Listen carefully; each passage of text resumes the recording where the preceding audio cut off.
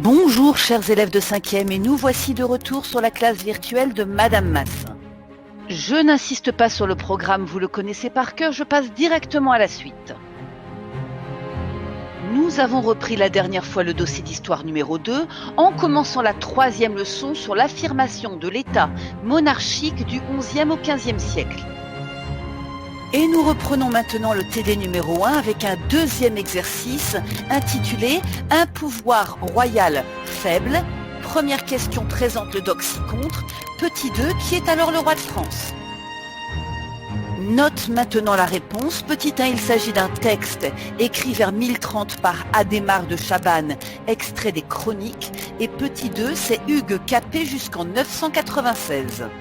Je t'invite maintenant à réfléchir à la question 3, qu'est-ce que le roi cherche à faire et par quels moyens, ainsi qu'à la question 4, que lui rétorque le comte de Périgord et explique ce que cela signifie.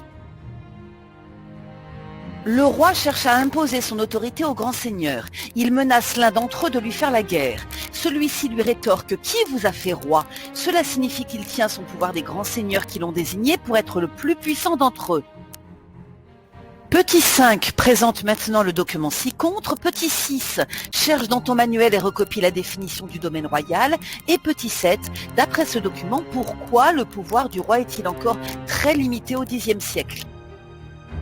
Note en petit 5 qu'il s'agit d'une carte du royaume de France à l'avènement de Hugues Capet en 987. Et petit 6, le domaine royal, c'est l'ensemble des terres dont le roi est le seigneur direct.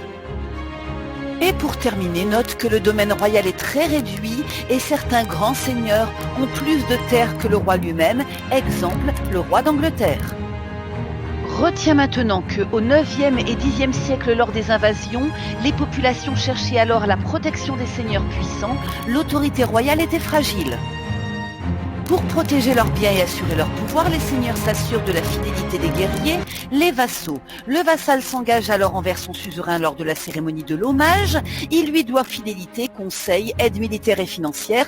En échange, le suzerain lui remet un fief, bien héréditaire, mais qui peut être confisqué en cas de félonie.